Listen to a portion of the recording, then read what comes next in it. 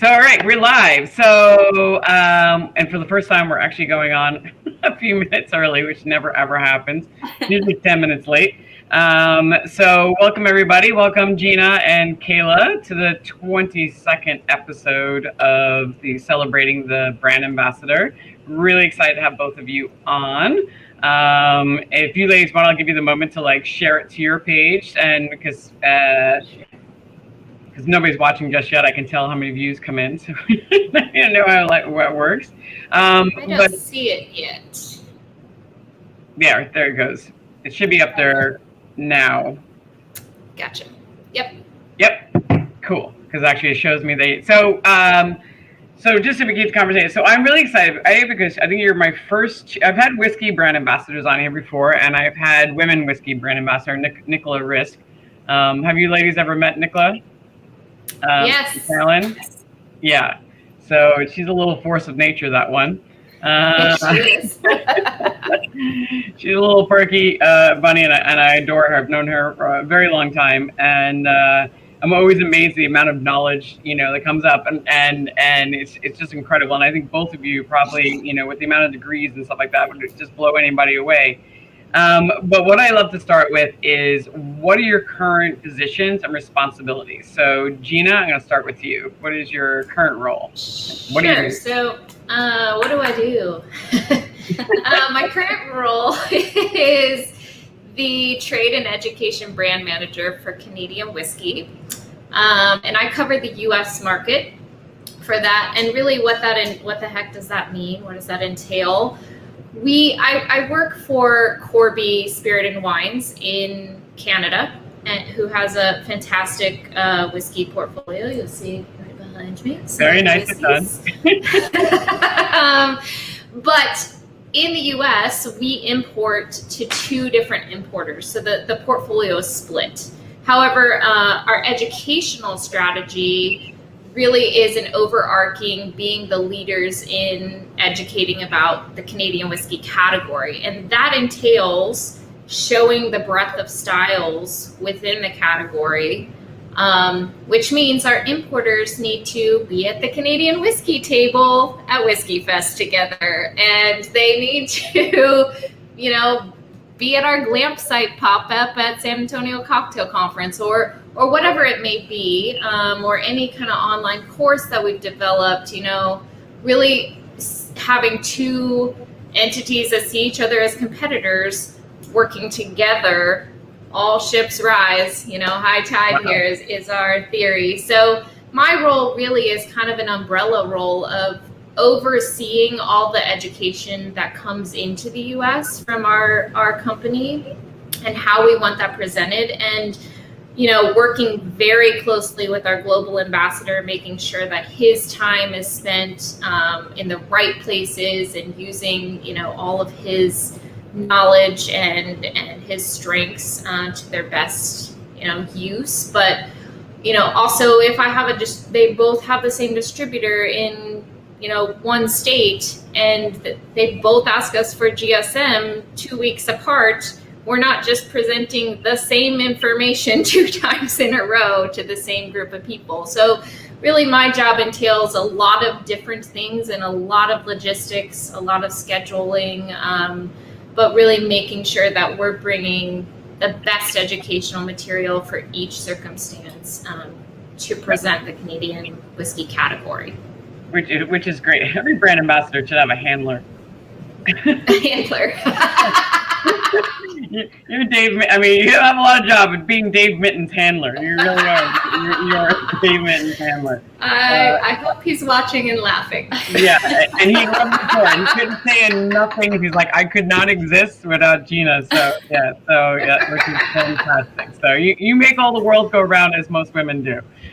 Keeping everything on schedule at all time, and education. And I know from the amount of degrees that you have, I'm sure the education, I'm very excited. We'll talk about it a little bit, that Gina has an online training program that they created for Canadian whiskey, which is very exciting, but we'll talk about that next. But Kayla, you also have a interesting role. Like, neither one of you have a traditional brand ambassador role, so yeah. I technically, my title is brand ambassador, but I was talking to you about how that kind of encompasses a lot of different things with Brown-Forman, and especially just I've been with the team for over 4 years now, and my role's changed a lot. But right now I'm representing our Irish and single malt category as a brand ambassador, but really acting as an extension of the brand team and our field marketing team and as a market manager.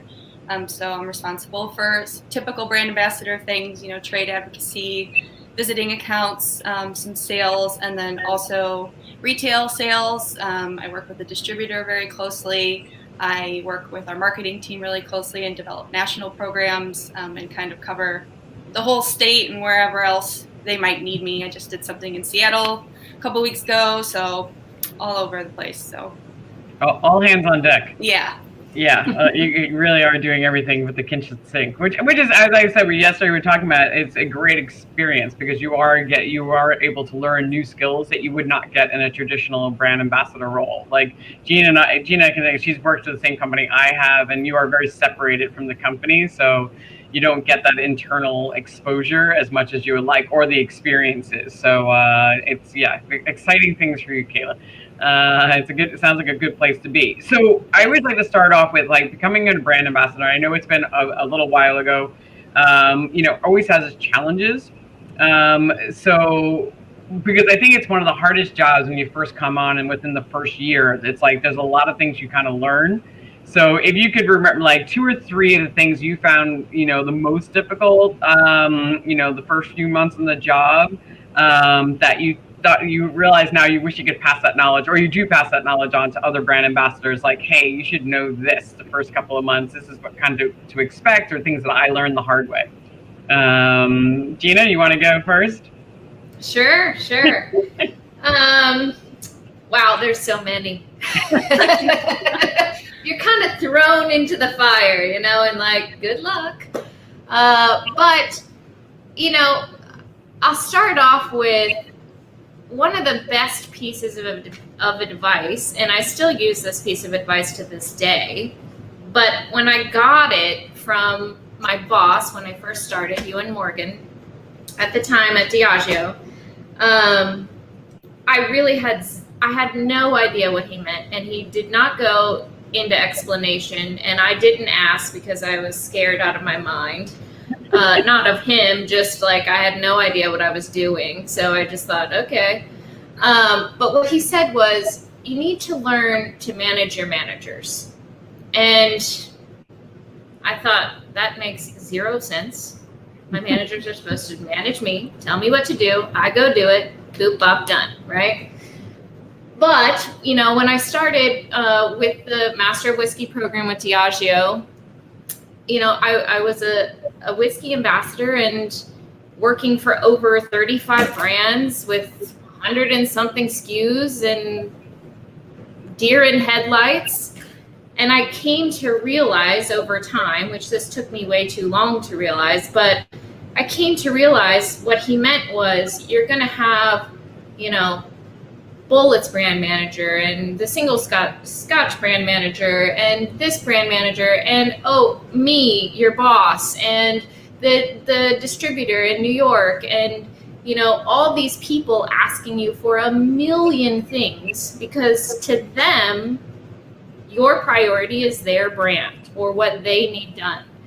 They don't see all of your goals, all of your KPIs that you need to fulfill. They see what you need to do for them. And then they're suddenly like, well, why are you spending all this time on single malt Scotch when I know you need to do all of these things for me? And so, what he meant was you need to learn how to say no to people.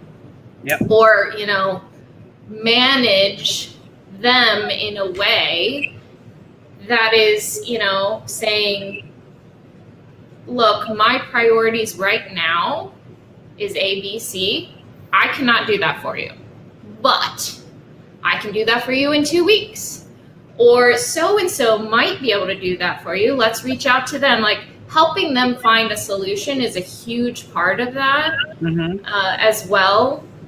But, really learning the priorities, and for me, that's the hard way. I have to learn things the hard way. So I had to say yes to everything and overextend myself, like many people do in this business, to learn what the priorities were when. Mm-hmm. and how long things took me to execute them properly. But once you do, then understanding how to manage all the moving parts, I mean, that is a huge one to me. Yeah, that is definitely a huge one. And also being able to go to your manager. For me, I remember, I had the same thing. I worked for the entire Reserve brand portfolio, and, so multiple different brands, everybody's doing different things. And sometimes also having that conversation like, okay, I'm getting all these different requests, and sometimes I did have to go to my manager and say, okay, like this is the projects that I'm supposed to be working on. This is the request. Like, I actually need you to say no, because I know if I say no, this person's not going to understand it. So you have to be. And that's where I learned to use my boss for. It's like, I need you to be the person in the middle. Like, that's what an agency is good for. Like, be the person that says to the other person, like, we would love to help you. And sometimes I could have that conversation you're saying, like, I could have the kind of give them a solution, but sometimes another solution was going to your boss and saying, these are all my priorities. If I do that, I'm not going to be able to achieve what we set out to achieve. So what do you recommend? Kayla, have you had that same experience? Yeah, I was going to say, I think saying no was the first thing that I had to learn to be really good at, because a lot of us are coming over, from the hospitality side, and we're yes people, and you're not used to saying no, but setting those boundaries was a big thing for me. And I think the thing that resonated with me that my boss told me early on, in the best way, like at the end of the day, we sell alcohol. It's going to be there tomorrow. If you have to put something off, if you need some downtime, you're just one person. You can't be in 80 accounts at once. So just setting those boundaries was, I think, the biggest thing for me coming over from the hospitality side. Yeah, no, I think that's a big one, setting those boundaries, because they do start to expect things, and you do become the easy answer. Mm-hmm. Because they know you can, especially if you're good, and like they know, oh, just give it to her. Like, she's gonna handle it. She's amazing at it, right? It's like, give it to Kayla, give it to Gina.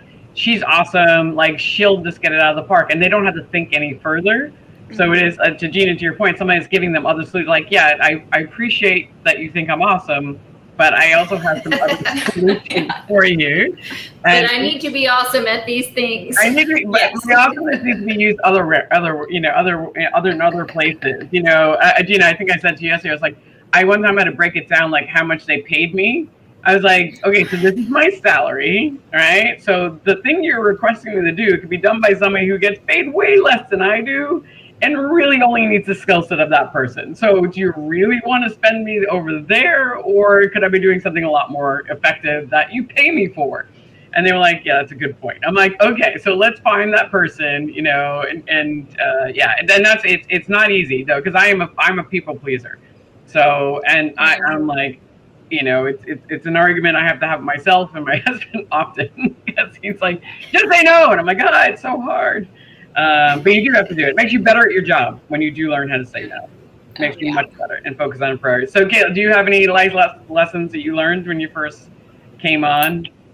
Oh, I think it's just like I could just trail off of this topic forever. I mean, we've all been there. We have like our carload of whatever POS we have and boxes, and we're like, I can do this all myself, and I'm going to get to the event early and set up and do all these things.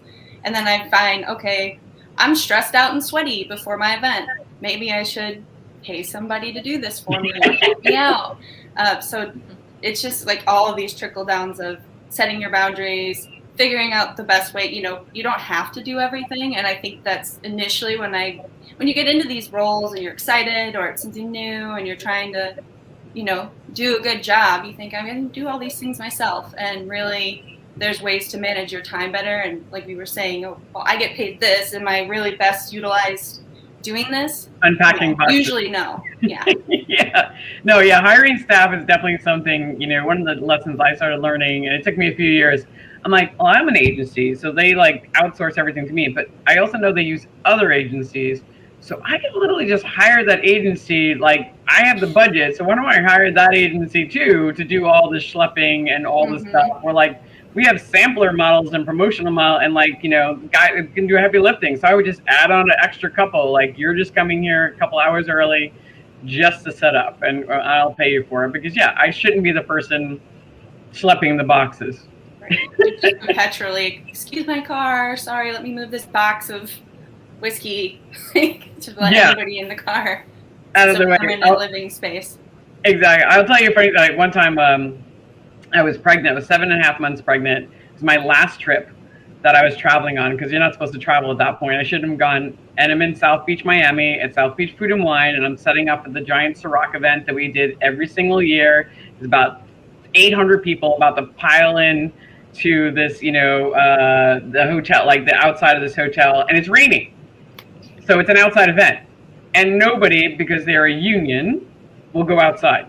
And I'm like, we need to start setting up. We need, it's going to stop raining, but if we wait until it stops raining, we're never going to be ready for this. And the only way I could get something done was I was really pregnant. I started carrying boxes out the door, and they were like, oh my God, you're going to give birth. I was like, I'm going to give birth right here if you don't start moving right now. They're like, all right. And they're like, oh my, no. I was like, I'm telling you right now, like, this could trigger it. Like, I suggest you get out the door. Sometimes you have to do your job just to get people learning, and a little threats does go a long way. So any other challenge? All right, name one more. Gene, there must be one other thing besides that, like one other challenge, like, when you came on where you were like just freaked out, like you're just like, you learned, you're like, oh, I wish I knew that so much earlier. Yeah, I mean, like I said, you're kind of thrown into the fire in many different ways, whether it's admin or working on several brands or whatever it is. And, one of the things when I first started was, again, so many brands in that portfolio.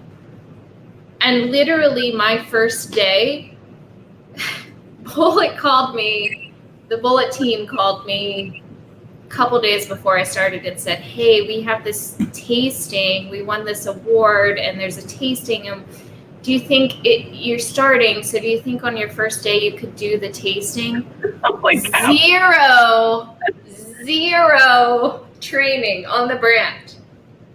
Sounds So about right. I was like, okay, yeah, because I'm starting, I'm not going to say no. Yeah, I can do that. So I just, asked for every deck anybody had on Bullet, read it myself, and said whatever bullet points that I had read, I said out loud. And going back differently, would you said no? You'd be like, yeah, I should never have done that. I would have said, can we do a 2-hour training before I do this, but really, I guess what I'm getting at is like understanding that, how to take in all this training all at once and be utilizing it, be presenting it very quickly. It's a very quick turnaround. Knowing that when you start, you're not an expert. Yes. And people are going to ask questions. They still do to this day to me, and I love it. I didn't then, but I do now. Love it when people ask me questions that I don't know the answer to. Then I was in a panic. But, you're not the expert. You're there to share the information you have, and if you don't have the information, you're going to find it for them and get back to them, Yeah. And like Kayla said, it's booze. Yeah, we're not curing cancer. At the end of the day, we're not curing cancer. We're literally causing it, probably, at the end of the day. Not to be dramatic, but no, somebody said, one of the other brand ambassadors said something really well. Actually, somebody said that they told them, one of their mentors said to them, she's like, you don't need to know everything at once. Don't feel like you need to know everything at once. Most people, you just need the four most important facts, like the mash bill, the aging, how it tastes in a Manhattan, and you'd be great. Like, it makes an excellent Manhattan. And for a consumer, they're like, great. Right. That's all I care about. What is this again? No, those are great advice. And for you, Kayla, any other ones that you I think just, stemming off of what Gina said, it's a lot at once, from brand education and a myriad of other things, and just practicing a little bit of humility. I know, like, right now it's second nature to us, but I remember my first month and all the new jargon and all the acronyms, and sitting there and going, yeah, totally, got it, no problem, and then being like, what the heck is that? Like, I've never heard of that. And it's just like whole new language that it's okay to admit, I have no idea what the hell you're talking about. Like, can you help me with this? Yeah. In the same way that it is with brand education, it's just like, it's a lot, and to feel that need to step back and say, I don't know, but I'd like to figure it out. So yeah, can you give me a list of the translation of all the jargon that you're using? Because I do not, and not every brand uses the same jargon. That's what I've discovered. Because I started putting together a list. Like, tell her what do you call your KPIs? Kayla? KPIs. I'm like, what are those? Interchangeable. I know, and our fiscal year is so different than everybody else's, so it's just. Yeah, every place is different. Oh, Anthony, Anthony worked at the Reserve, the Cattle Botanical Lounge in Connecticut. Yeah, no pressure with the entire Diageo team. The thing is, Anthony, you probably knew more than the people who worked on the brand about the brand. So yeah, I'm sure you found that out very quickly too. Like, you probably had a lot more brand knowledge, because that's not their job to know how their brand is made. Their job is to market it. So I learned that one too. I'm like, oh, you don't know anything about the brand. I'm like, oh, I get it now. I'm the expert. No, you don't really know a lot. And that's true of a lot of brand teams. Some brand teams, actually, the brand manager knows a lot, but I definitely have experienced many where that's not their job. That's not their role to be an expert on spirits. Their job is to be an expert on marketing. And it's your job to give them the education on the brand that they're working on. And I did a lot of brand education for brand managers, which was great. It made me feel great. I'm like, oh, I have something I can share to the team. But those are great. Those are all great. All right. So as I'm trying to put this in there. Okay. So your job, I was going to say, since you've both been brand ambassadors, you've obviously learned some different skill sets. They weren't just, in the beginning it was about education and training. But as you've grown in your roles, you probably have learned some new skill sets that are kind of helping you in your career now. So can you think about some new skill sets that you didn't have before you came in the role that you're now using that you kind of learned along the way? Gina? Sure. Here we go. The laundry list. Here we go again. Yeah. Well, I would say, first of all, being open to the fact that in any job you take, hopefully you're going to learn new skill sets and advance yourself as an individual in your career, etc. But in this role particularly, you might be asked to stand on your head and balance a glass of whiskey on the bottom of your foot at an event. So you better start taking some gymnastics classes, the craziest things might be thrown at you that you just never could see coming. But, I would say, really career-wise, on a day-to-day basis, I've become really good at PowerPoint. Lately, I am obsessed with creating QR codes. That's all the latest and greatest, and I use those like crazy now. But, on a bigger, more overarching kind of thing, I've really learned to negotiate, and for myself, really when a company is changing paths and your program is dismantled and you might be offered a job within the new program or not, or whatever you're seeing, but you're starting to look for other opportunities. I've really learned I've learned my own value and worth through time. That's taken a lot of time, and I've learned how to negotiate to be valued. And the people who don't want to negotiate aren't really the people I want to work with. They might not meet all my standards and I might not meet all of theirs, but if we're not willing to work together to, come to the best result so that, not only I can blossom, but I can do them, the best that I can do for them in the role.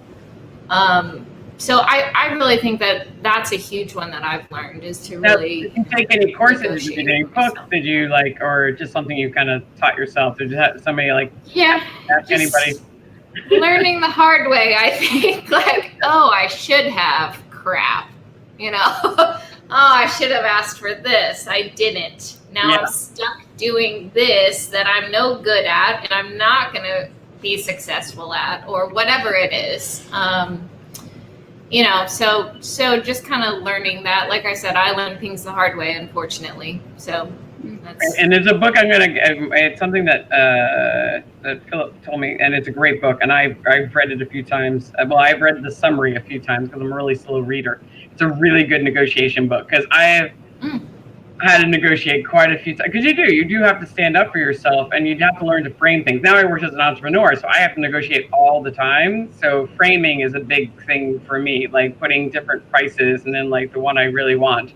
Kind of in the middle, so to give people like this, what you could have with all the bells and whistles, and this is like the bare bones, and this is like smack in the middle, so they feel like they're getting good value.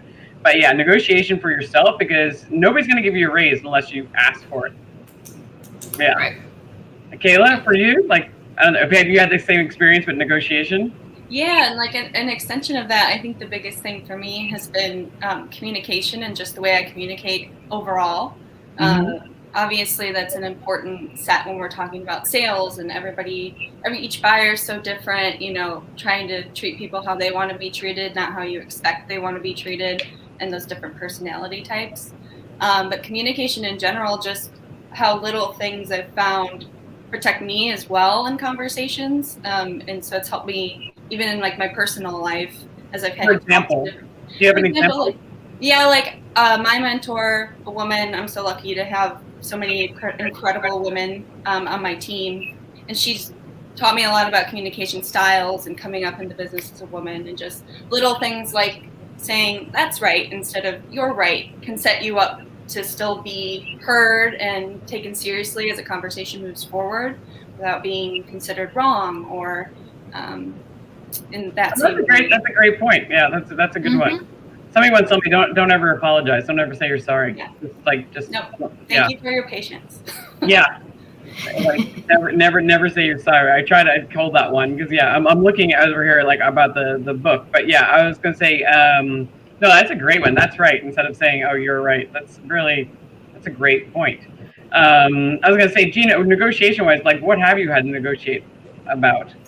My contracts. I negotiate them anytime there's a turn. You know, they put forward a proposal and I put forward a proposal and then we kind of counter back and forth until everybody is, you know, relatively very happy and feels that we can move forward, you know, in a good way together. Right. So, no, but you know, I had to negotiate maternity leave. I was in a very weird stage at that time. Not that maternity leave. Well, at that point, I worked for an agency that didn't have a maternity leave policy because they had never had an employee that needed maternity leave. And so I was like, hey, I don't really want the supplier to know yet.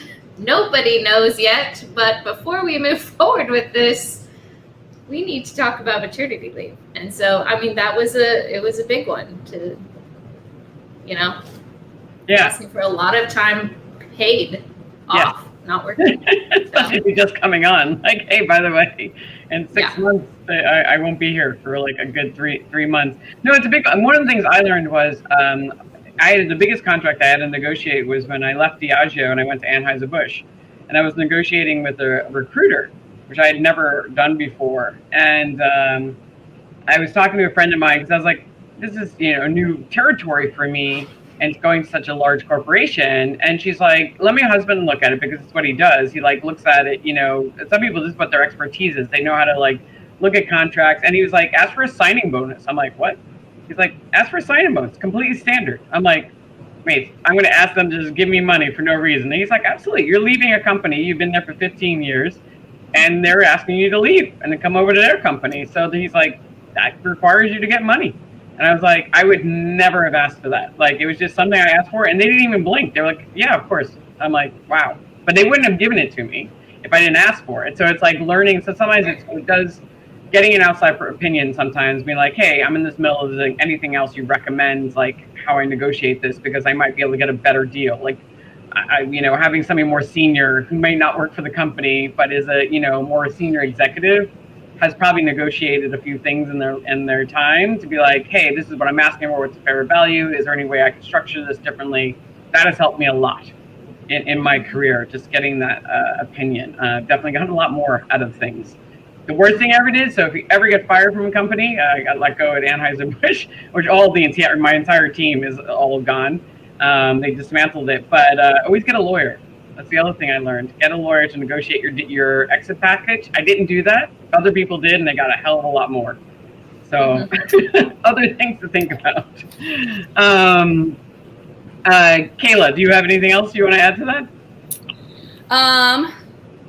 Skill set. No, I think it's just, when we're talking about negotiating, like, again, I think it all kind of goes back to just building communication styles, personalities, and then I found that, just ask. Anything I want, I just ask. And if it's no, well, there's a reason why. And can I build on that? Or usually I'm surprised, like, here you go. So it's getting comfortable with asking and putting myself first sometimes. Yeah, asking for what you want it's hard sometimes, especially if you're coming from the hospitality industry and you're a yes person, putting that forward. But if you don't ask, you're not going to get it. And the worst thing they can say is no, but it is uncomfortable because you're asking for something big and you're not really sure what the response will be. But having that belief in yourself, like Gina said, that I'm worth it, knowing what you're worth, like, no, but I am worth this amount of money. One time at MKTG, actually it was US Concepts, the original one. I was there that long that I went through 3 company changes, and I was supposed to get a raise, and then they were going through some financial stuff, and I just come from a women empowerment course, so I felt really good. I felt very empowered. And so I sat down with my boss, and he was like, so, he only offered me like a 3%, I was like, that's a standard raise. So it's like, it's not worth you even giving me that raise. It's all going to go to taxes. And I said, are you still living on that apartment in Park Avenue, on Fifth Avenue? He said, yeah. I said, and you still driving that Porsche? He's like, yeah. And I was like, still have the house in the Hamptons? He's like, yeah. I'm like, so you're fine. I was like, so you can afford to give me the $10,000 raise that I'm asking for because I know you're fine. I was like, so you can tell me there's not a good time right now, but it's fine. You're still doing all those things. And they were like, he was like, and they found the money. He's like, we'll figure it out. And they found the money from a contract and they gave me, but I was like, I had to finally just call him on his shit. I was like, that's bullshit. I was like, that's the standard answer that every company gets. It's not a good time right now. I'm like, I think it is a good time right now because it doesn't seem good time for me. It doesn't seem to be hurting you at all. It's not a good time for me. Exactly, it's not a good time for me right now because I need a raise. All right, so Kayla, your job is more like a market manager than a brand ambassador, and which requires you to sell in, right? So what are some of the key lessons you've actually learned of building relationships with your accounts and then convincing them to carry your product? There's some things, I'm sure some skill sets you've learned in this role. Yeah, I mean, it's been so weird because before the pandemic, the first lockdown, I was working on our bourbons and it was strictly on premise. So I'd never really had a full immersion into the retail world. And then the week before lockdown, I took this job and have retail and on-premise and all in between e-commerce. So it was kind of a shock going into a retail space during these times. So learning how to sell hand sell brands that people have never tasted before in a pandemic where you can't taste people and people might not like the prices was definitely a good first year of retail. I learned a lot. And I think that in the retail space, something that I never really considered because coming from the on-premise, a lot of the things we do for the brands are based around like education and how does it taste and will it be good in these cocktails? Is it a good price point? Is that brand building comes into play a lot into retail. If I can't figure out if somebody wants to taste this or likes this, maybe they'll like a part of the brand story or some of our ethos or something in our background in our brand category that will resonate with them. Slane is a really sustainable brand that really helped in this time specifically with a lot of retail partners. And we have the ties to slaying castles. So there were a lot of fans out there who were like, I didn't have any idea. I would love to carry this whiskey without ever tasting it now. That's awesome. So it's like focusing on, I think sometimes it's easy to get caught up in like, how does this whiskey taste? As opposed to, we really are building a brand from a 360 perspective. So there's always some touch point that can help you sell that's not the actual liquid itself. Yeah, that's a great point. And for building a relationship with retail, because I know every retail buyer is very different. There's, the corner store guy who, like, this is just a business to him. He doesn't really drink and doesn't really care about spirits. He just carries the popular brands that people come in and out. And then there's the craft store guy, and then, or woman, and then they have the, you have the chain stores, which is a whole nother animal. So, building a relationship with, say, the corner store guy, how do you do that? Have you had some experience doing that? Yeah, it's definitely different. I think this is, my husband jokes with me all the time, but he's like, I think this is the one career you found that being an empath helps you sometimes, like just being able to relate to people and kind of understand where they're coming from. But also I think the biggest thing is follow through and being, true to your word. I know we've all probably went into an account at one point and somebody said, well, I don't work with them because the last person was a jerk or didn't follow through. So just being present and following through and staying true to your word, I find goes so far, which I think for some people is hard in these roles because you're managing your own time. There's no one saying, okay, you have to be there at 4 p.m. It's like, I need to go. I need to set the parameters for what this relationship is going to be. So it's a lot emotionally too. I mean, this guy wants just a good price and he wants you to come in there and buy it and sell it. And this person wants somebody to talk to on Friday nights. And it's the whole range.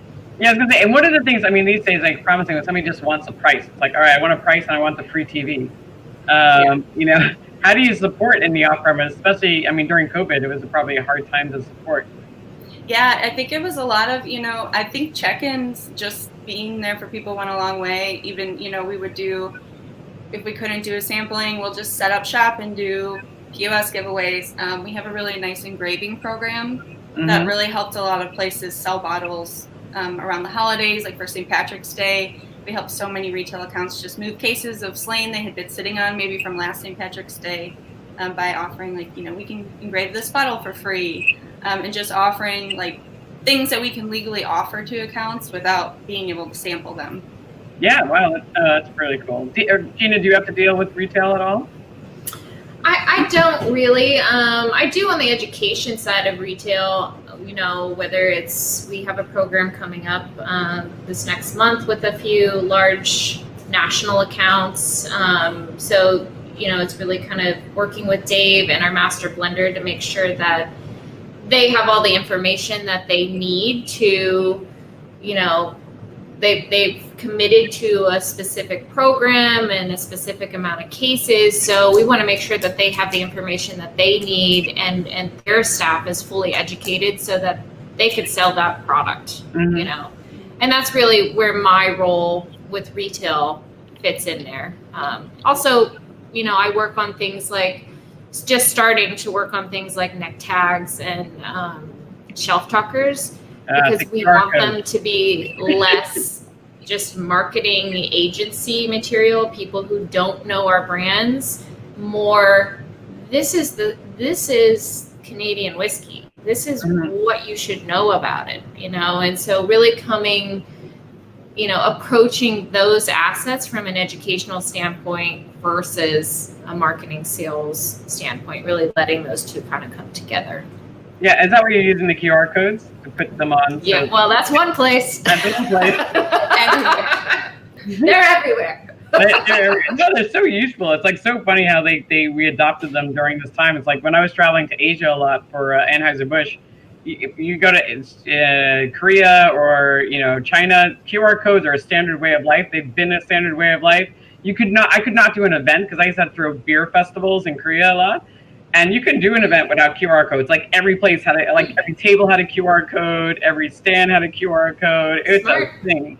So we have finally come on board because it's great. It's so much information you can get just by pulling it up. It pulls up coupons, it pulls up, the website. it's such a simple thing. It took a pandemic for us to get on board. Of course.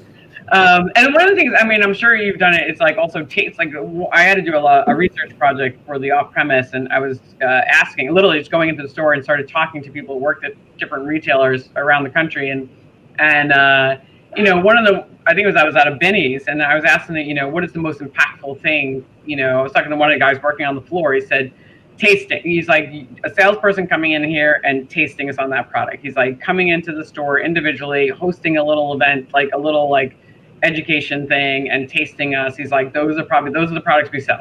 He's like, the one where the buyer took the time, sat here, tasted us all, brought us some pizza, and gave us a little like 30-minute like talk. He's like, that's the ones we like. And I was like, all right, noted. Education is key. So it's a lot of new things we're all learning this year, and most of us, the retail was like a whole new world, and it definitely is very, very different. All right, so I know, and Kayla, I know we talked about this, but I'm sure Gina, you've experienced this too. It's like, one of the biggest stressors for anybody, is achieving your targets or your goals. So Kayla, I want you to start with this, because I know you talked about like this was something you worried about in the beginning, and how you kind of handled it, and kind of one of your best practices that you learned. Yeah, I mean, we were talking about getting thrown into so many different things in the beginning, and it can be this just stressful. You're like, I'm not going to hit these goals. I don't even know what I'm doing yet. But my biggest thing for me, when I knew there were months where, whether it was this year or a normal year, that I wasn't going to hit all my goals, I think just being proactive about it and saying, I'm not going to be able to do this, but coming to them with a solution, and never just saying, I can't do it this way, but how do we get to the same end goal? That whether it was, okay, I'm not going to sell 80 cases, that's just not going to happen this month. I can sell 40 this month, and then we'll look to next month, and maybe we can do double in a month that things are better, or we have more programming behind this, more dollars behind this. But I think the overarching idea is always having a solution, and not just saying I can't or I won't, and coming up with some other way to meet your goal or find a mutual point. Yeah, I think that's a great point. I mean, Gina, do you have any? Yeah, I mean, I think when you first start as a brand ambassador, you don't have this option, but hopefully you develop a great relationship with your manager and your team, that you can develop a system where you sit down and create your goals together. I think that is so important. And I know a lot of companies have really, shifted to having people, assess themselves at the end of the year, quarter, whatever it is. I think that's great too, but I think it does need to, go into a path of you really being part of that conversation, because your manager has a better sight on the company's goals and how you fit into that to achieve what you need to, so that the company achieves what they need to. But you have a better sight of what your strengths are and what you can execute really well. And how much time it takes you to do things. Once you learn that about yourself, then working with your manager to set the goals, and you set them together so that they are helping to push the company forward toward the overarching goals. But they're also pushing you forward and setting you up for success. No, that's really important. Yeah, being able to set your own goals, because your boss sometimes. Yeah, Kayla, sorry, go ahead. Oh no, I was just saying, that my boss and I do that together. We'll sit around and write them for the year, and how does this look? Does this feel sustainable? Does this feel like it's going to be impactful? So there's always conversations. Yeah, no, I think that's a big one. It's like having that conversation and going back and forth, because sometimes you're right. Like, you know your own strengths. You know what's part. You also know the market. You're in the street. So you understand it better. So it's being able to have that honest conversation. It's like, I understand you want this many menu placements, but really right now, nobody's changing the menus. It's going to be unrealistic for me to hit this in this month, because there's like a few places, or else they're a new account, it's not going to happen. It's probably going to be more towards the end of the quarter, because that's generally the time frame. So giving them that picture and that perspective, and they hopefully will have that trust that you are, sharing legitimate information, but which they should if you have that great relationship. And sometimes just breaking it down, like, that's not realistic. I think Gina, we were talking about, like, I had a key account list of like 100 accounts, and I was supposed to hit them all in a month, and I was like, that's physically impossible. Like, and doing the math, like breaking the math down, they're like, oh yeah, it's a good point. I'm like, yeah, it's just I even if I didn't sleep or eat, like, it's just not gonna happen. So yeah, being realistic, sometimes you have to show them the big picture and be like, okay, this is what is achievable, this is why I want to do these are our priorities. I also think, what do you think about also being proactive as a brand ambassador and sitting in maybe some of the brand team meetings and asking, like, I would love to sit in the brand team meetings, like the planning meetings, so I have a better understanding for myself what the goals are.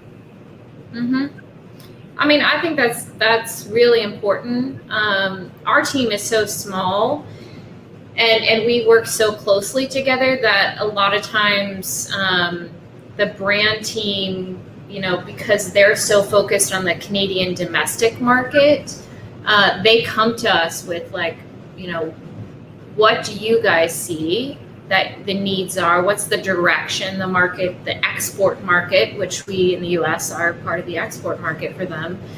Where do you see this going? And they really take our feedback into account, which I think is really important for everyone, getting everyone on the same page and understanding why the brand team is going in that direction, or why we want them to go in this direction, instead of just pulling and tugging, back and forth. That's a good point. And Kayla, do you have the same? I mean, I know you're working, you said, very closely with your brand team. Yeah, I mean, obviously, and then on the other side, we're a huge supplier, but we are very interwoven with the brand team. We have monthly calls with them, and just like Gina was saying, they really value the field feedback and see value in, what we're communicating up the ladder and assessing everything from our POS to next year's brand plans that we're going to look at based on what we're seeing in the market in different countries. So it's nice to have that connection with them, because I think it helps us as much as it helps them. Yeah, I feel you, Anthony. We feel you. Now you just have to learn to say no. Yes. I know you had to learn to say no. No, it's right. And I always tell people, Gina, that, like, it was very different at Diageo working for the agency, because were you there when it went to Enthuse as well? I departed when it went to Enthuse. Oh, okay, you departed, because I found that, like, it's so funny. But as my role grew, I had less and less connection with the brand teams. It was. I used to be in those meetings, and then I just wasn't. And I realized I should have been more proactive and asked to be in the meetings, because, rather than waiting for them to ask me. I don't think they knew to ask me, like, to come into the meetings. But yeah, I think it's important, because I find there was a big disconnect especially at Diageo, from the brand ambassadors to the brand teams, because we were so separated. And it was a very weird role, and they probably could have benefited a lot more from that interaction. But I think you have to be proactive. And I realized, having these comments, like, you know what? I probably should have been a little more proactive on my own end, just to make sure that happened, rather than waiting for them. I learn things all the time from having these conversations. Yeah, exactly. All right, so let's talk about, so you both have moved out of your traditional brand ambassador roles to more advanced roles with the company. So Gina, can you tell us, you started talking about a little bit before about designing your own job. So tell us, your current role and how you got it, because it was a big change. Yeah. Yes, it was a big change. So, prior to this role, you weren't crazy, Anthony. Prior to this role, I was the Lot 40 National Ambassador. And basically, Corby's contract with Pernod Ricard USA, they were the importer at that time. That contract ended. Corby decided to take the portfolio, split it between two importers, like I had said earlier, and still wanted this overarching category education and being the leaders of the category. So, I had a few other opportunities, luckily, but I also, in my heart, felt like I had more work to do on Canadian whiskey. I wanted to stay with the team and with Canadian whiskey. So I just went to them and proposed a job. I said, you need someone overseeing all of this. You're going to have two importers going, in opposite directions. Who's connecting the dots here and who's overseeing everything? So the director told me, like, okay, write up a job description. Tell me what those responsibilities would be and how you see this, how would you execute it? And I wrote up like a 7-page PowerPoint presentation job description. But they took me up on it, and here we are, So that's awesome. Yeah, I mean, being able to write your own job is pretty. And as you grow in your career, it becomes kind of standard. Like, what would you like to do?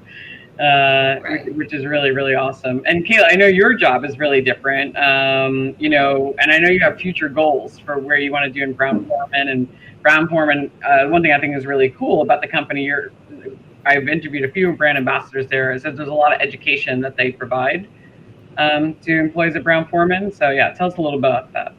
Yeah, I mean, I think, it's probably the same at other suppliers and other brands, but we have a lot of direct access to master distillers, master blenders, like direct lines of communication, and we do a lot of trainings with them. So it's straight from the source. So there's never any lapse in any sort of brand education, which is super helpful, obviously, for a multitude of reasons. But just in general, I think, the community of Brown-Forman and our entire team, the company itself has a really long tenure. People don't leave there, and there's probably a reason, because they just create a safe working environment. Everybody that I work with is amazing, and we lost some of our team this last year, and not because of furloughs, really, just some people moved on to different opportunities. We lost our Woodford ambassador, Johnny. I don't know if he's on. Hi, I miss you. But he was with us forever, and he just went on to do other things. And so our team got really small this year. And so in addition to my role already being a lot of things, I think I became the Brown-Forman person in market. So obviously Scotch, single malts, and Slane are top of my list, but I've done a lot of Woodford this year. I'm still like the Old Forester point contact in market, and we're working on Fords, and just leveraging, we have a great family of brands and people. So. But I also know you work more like you're learning about how to be a brand manager, because that's your goal, like to be an associate. Yeah, I would like to go on brand side. And my field marketing manager, she came from brand side, and she's been with Brown-Forman for a long, long time. And she's really taken me under her wing. I think, they really set us up to succeed in roles in Brown-Forman and help us stay in those positions for hopefully ever. So. Which is great. So they actually provide education platforms, right? Don't you have a complimentary, like there's like schools or something? Yeah, we did like a lot of LinkedIn learning stuff and online courses throughout the pandemic. People who didn't have their CSS, they paid for that. Just a lot of, they want us to continue education for whatever direction we might want to go. One of our local market managers, she's my communication guru. She's set up a development program for all of us like years ago, and has followed up with it and just taken the time. So I hope to someday be that person for somebody else. I mean, it's been just to have people on your side the whole way. And finding, and Gina's a place like that too, finding people who are on your side from the beginning and wishing you the best and wishing you success is important.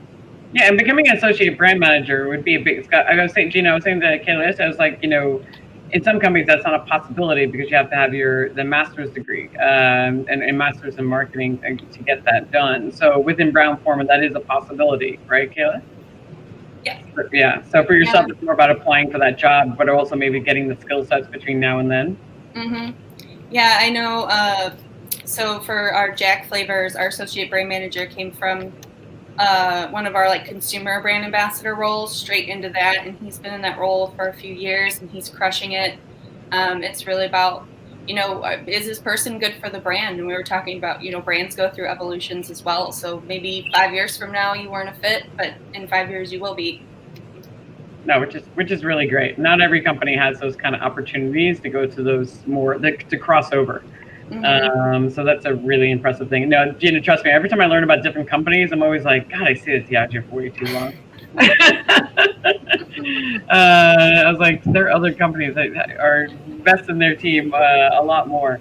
I can't complain. I actually had a great job. But all right, so let's talk about. All right, so Gina, I'm going to bring it up because you are a mom in the industry, which there's a lot of people becoming moms these days. When I became a mom, there was no other moms. Like I was the only one. I almost pretended I didn't have a kid half the time. Because it's like the not the cool thing to do. Not that having a kid is cool, but it's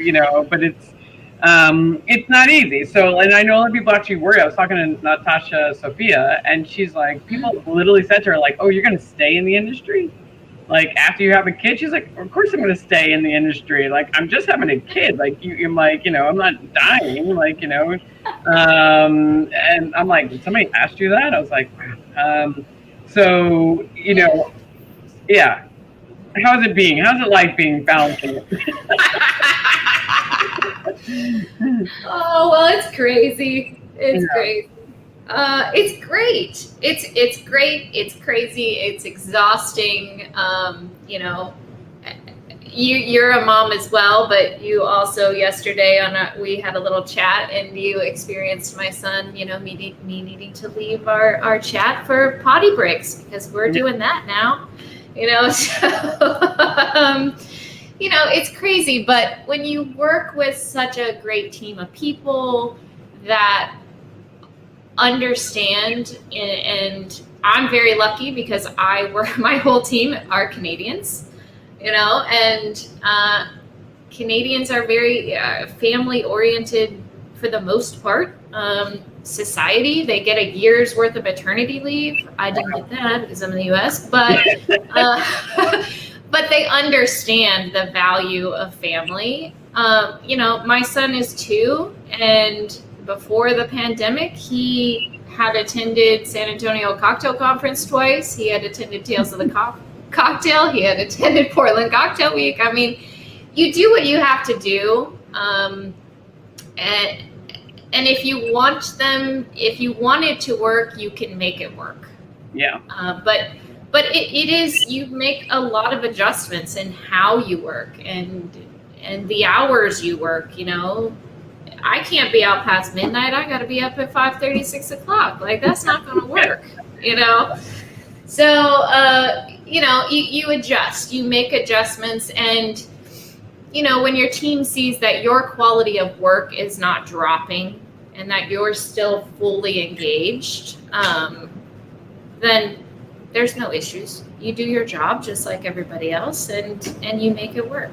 It's crazy. Yeah, I was gonna say it is. I gotta tell you, like I used to bring Dylan with me to South Beach Food and Wine, and like she came to Tales as well. And I think I asked for help. Like I negotiated with negotiation. Like I sat down with the Ciroc team, and I was like, I was the only person working on Ciroc, and I was like, I was running all their programs, and I was like, if you need me to go here, like I need to take my kid with me because there's nobody to watch her. Like there's just nobody. So. Right. I was like, so I need to expense a nanny, and I need to be able to bring my nanny, and I need to be able to like cover her flights. Like I'll pay my nanny, but I just need you to cover her flights and the hotel room and whatever. And but I had to ask. I asked the thing. I was like, this is what I need. Like I have no problem doing the job, but this is what I need to do it. And I know it's a big request, but this is my thing. And I was very good. They gave it to me. They were like, we'll find room in the budget. You just do what you have to do, and yeah, my niece, who was my babysitter, flew with me to a lot of places, and my daughter came along with me, and you do need a support. Honestly, my next business is going to be a babysitting service at every cocktail festival for people traveling and needing childcare, because there's a lot more of them. I have needed it. Yes, yeah, I have needed it. There's so many. I've actually heard of people like sharing nannies when they get down. Like the older parents are like, "Hey, I don't share it, baby share, nanny. But there, you can do it, and you can still do this job. I think you obviously can still work in the industry. You might adjust, like being a normal brand ambassador and being out every night, probably not the easiest, balance. You might have to shift what your role is and how you are doing it. Right. Somebody asked me once, like, how can I do being a normal brand ambassador, being a mom? I'm like, you probably can't. It's really hard, or you have to have a really good support system at home. I was like, where they don't mind, you're going to be out 3 or 4 nights a week. And you just work around, you make it work. I was like, it's like you figure it out. You just schedule your life. Your life becomes a schedule. Everything about the schedule. And you're already scheduling. You're already a handler. Now you need your own handler. You need a handler, to make that happen. But it is possible to do both. It just, it is an adjustment. Yeah, I was never the cool person. I could never be like, oh, we're going to go out for shots. We're going to be hanging out. This is like 2006, 2007. The industry's just taking off, and I'm trying to bond with all these people who I'm 10 years older than. So I'm like, yeah, I got to go home. I got to get up in the morning to get my kid, whatever. They're like, you're a mom? I'm like, yeah, I'm a mom. They're like, how old are you? Doesn't matter. I just got to go. Doesn't matter. Yeah. Yeah. That was always an interesting conversation to have. Okay, so let's also talk about Kayla. You have a wellness program that you also work on, a program that you have built, I know, with other people in the industry. So I'd love to hear more about it. Yeah, so I worked with a local nonprofit that was focused on mental health for a couple of years, and haven't for a while now. But the support staff, girls, Laura, Kelton, Moni, and Christina, have developed this extension of kind of what they were hoping to do in the first place. So it's a bartender, mental health, wellness industry overall, charity, and they're doing amazing things. As women are so fantastic. I can't even thank them enough. But we just started, Laura and I were talking about these sweat sessions. I think we were talking about just like bartender movement in general. We did our first one last week. But Slane, throughout the pandemic, I tried to do a series of education opportunities for people and industry folk that didn't want to just learn about alcohol, because I feel like from brand perspective, it's always about the alcohol, and then the events become centered around that instead of it being a portion of the event. Mm-hmm. So we did barista classes, we did American Sign Language classes for a night of service, and just a couple of other one-offs. Like before First Lane, we had done a month of shred classes when we could do that, just to do something different. I knew, mental health in this industry is such a huge concern, and we've lost a lot of our friends over the past couple of years. So it's always just been something that's important to me, and focusing on, we have a pause program at Brown Forman, which is just our responsibility messaging, but always incorporating that, like, we can drink, but we can drink responsibly. We don't have to over imbibe to have fun anymore. And just kind of setting that bar that those days are kind of behind us as an industry. No, I think that's such a great thing. And I was saying is, like, I love like these days brand ambassadors can have platforms that they can help elevate, and the companies can help support them, which is really, really great. And something, this is a question I'll put out there because it's something I've been asking bartenders here in New York. I was like, are you going to be able to ever go back to 4 o'clock in the morning? And they're like, I don't think they can do it, because they said that for a year now, like, even though it's been really stressful, they're closing at midnight, right? So they're closing the bar at midnight, because that's when for a long time it was 10, then it was 11, then midnight. They're like, midnight's perfect. So, and they're like, I don't think I could do it. They're like, I have a life now. Like, the balance of like being able to have that life and to be able to bar job. I mean, for you guys, have you had that conversation with Bart, like about, in Chicago, I don't know what the curfew is in Chicago at the moment. We're fully open at this point. What time do bars close? 2? I'm not up that late. I don't know. I did see that the 4 a.m. licenses just got the green light. Whoever gotcha. does that, I don't know. Yeah. I won't be. No. I don't know. It's been interesting to have some conversations with people who are like, yeah, I don't want to go back unless I can find, an 11 o'clock midnight bar, because I'm getting sleep, I'm drinking water, I'm getting up in the morning and doing things, having like schedule.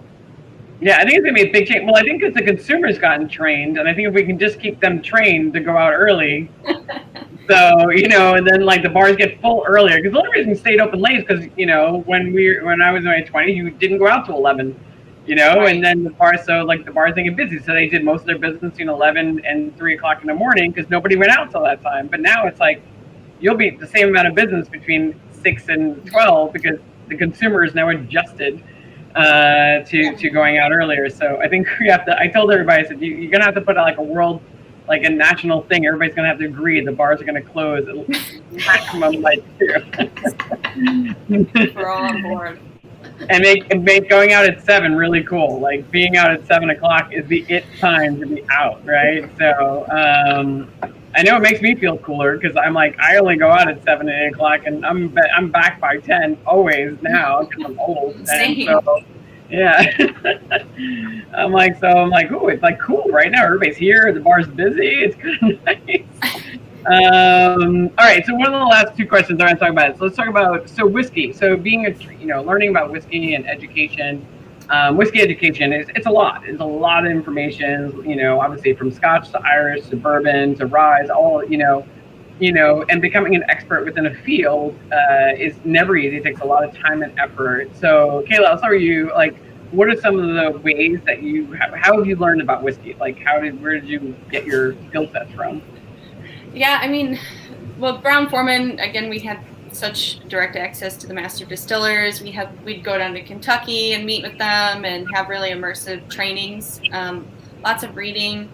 I'm sure you guys know Heather Green. I've read her book and looked to her a lot for a lot of information over the years.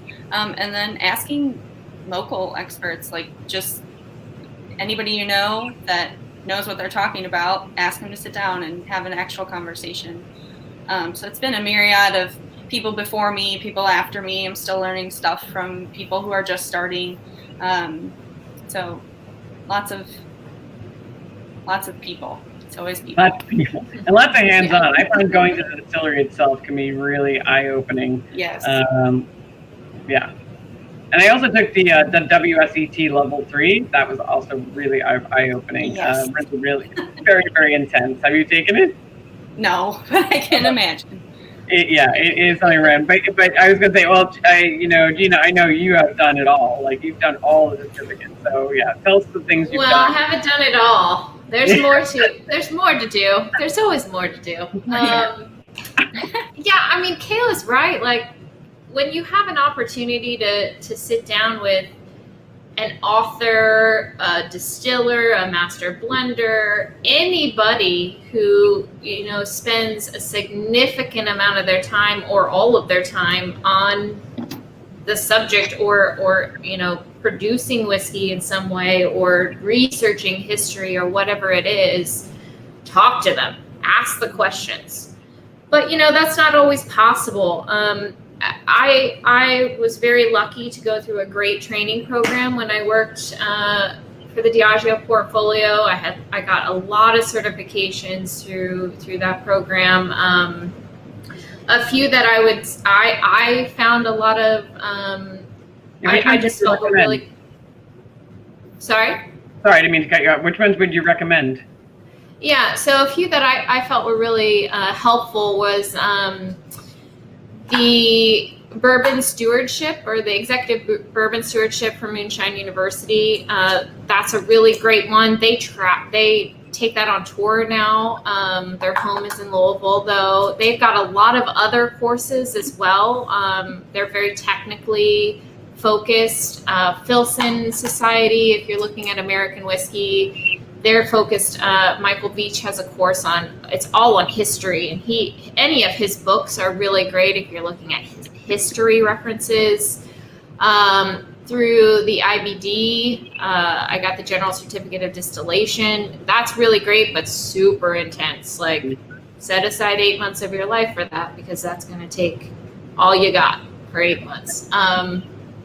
There's a ton of great certifications. I wish I could tell you that there's a great certification for Canadian whiskey to take right now, but there isn't. However, ding, ding, ding. We've taken the last year to develop an online course. It's a 4-week course that we are going to be, we are on the way to making a certification. So stay tuned for that. Coming soon. Probably this fall, it should be a Canadian whiskey certification. That's pretty awesome. Yeah, there's a ton of great books to read, a ton of great authors. Just immerse yourself. I say, if you're looking at one brand, don't immerse yourself in the brand, immerse yourself in the category. Mm-hmm. And then expand out to other categories so you really understand how it fits into the whole, scheme of everything. Yeah, no, I think that's great advice. Yeah, it's like learning the fundamentals well, just understanding what fermentation is or distillation and how it works and having that deep dive, because then you can ask the right questions when you are sitting down with the distiller, because every distiller is different. Like I remember sitting down with one distiller and I realized he knew how to distill what he was distilling, but he didn't understand the science of it. Like he was really good at what he did, but when I talked about he couldn't really break it down for me in a way that, in a consumer friendly way, like where it made sense to me. Like he could break it down in a very scientific that made sense to him. So I think the more you know, the more you're able to break down more complex terms so that other people can digest them. And every time you hear it, the easier it gets, and you're just like adding on that knowledge with it. That's why when I took the WSET level 3, it was the first time I was like, it's probably the 20th time I've learned about, or 50th or 100th time I've learned about distillation, but never to that level of like breaking down into the smaller parts. And it's really helped me understand spirits in a much deeper way, which has been really, really helpful. And once you have those fundamentals, every spirit kind of follows the same path. They all have a raw material fermentation, they all go through that. It makes it, you're kind of like just layering the information on after that. At least that's what I found in my experience. Yeah, and that's studying for the CSS, I felt like was a jumping point for a lot of people to learn about distillation. The workbooks on that are just a great starting point for, this is what distillation is, these are the spirits. Because I feel like with single malts too, especially, a lot of people will like Scotch but not understand what sherry is, or vice versa. So just diving into, like Gina said, not just one brand, but all spirits. Yeah, the actual category itself. No, that's great advice. All right, so I think we have shown a lot of key learnings, but about one of the things in your career, if there's any last words of advice that you would like to give, if somebody's a new brand ambassador, or maybe they're only, not as experienced brand ambassador out there, like, one piece of advice, whatever it could be about expenses, presentations, things you've learned, you're like, this is something I learned, you should know this, and yeah. Kayla? I know, I'm like, I gotta, there's so many. But I think like mostly just have, do your job, but have fun. I think a lot of my initial year, like my first year, was spent with a lot of stress, and it just felt like I was trying to take on too much, and now my job is second nature. I love my job. I wake up every day and I'm grateful to work and enjoy going to work, which I think is something that, not a lot of people get to say, unfortunately. So if you really make this, you're being a brand ambassador is kind of your chance to make you're your own product. You're like selling yourself. You can become whatever you want to be in this field. So just have fun and try not to stress so much, I guess which is easier said than done. That's great words of advice. As we said before, we're selling alcohol. Yes. You're not curing the world of anything. So it should be a job that you really enjoy and have fun at. Gina? I mean, I would say early is on time. I think no matter what facet of this job you're talking about, whether it's getting your expense report in or, being at an account or at a training at a specific time, whatever it is, early is on time. Do not be late. That's all that I can say. Do not be late. I think that's great, because also being late is stressful. it is such a stressful, like being prepared, like prepare the day before for the thing you have the next day so that you're like not stressed out. Like you can just kind of relax into it as much as you can, because being late can make your life. I used to always be late. Now I try to aim to always be 15 minutes early. Or if something is due, like try to get in, like I always schedule things like 3 days before they're actually due. And then I'll actually get it in on time. But no, I think those are all great words of advice. Well, ladies, this has been awesome. It's been really lovely to get to know you, Kayla. It's been great to catch up with you, Gina. Yeah. I look forward to being able to see you, the ladies in person one of these days. Yes. To have some whiskey, at 6 o'clock when we're all before. Yes. In that time. So hopefully, something brings you here to New York, or I'm going to Chicago. Trade shows might happen again. I think so. I think so. BCB is happening. I know. I know. So I'm definitely going to that. I will be there as soon as I can get on a plane. I don't even have to get on a plane. I just have to get on a train to go to BCD. But anyway, but thank you so much. It was really, really helpful. This will live on the Facebook page for the next 2 weeks. So feel free to share it anywhere, and I'll probably make a little clip and post and put it on Instagram tomorrow. But thank you again for your time. This has been great. Thank you so much. It was and fun. thank you, Anthony, for tuning in. Yeah. Cheers. Bye. Cheers, everybody. Bye. Thank you.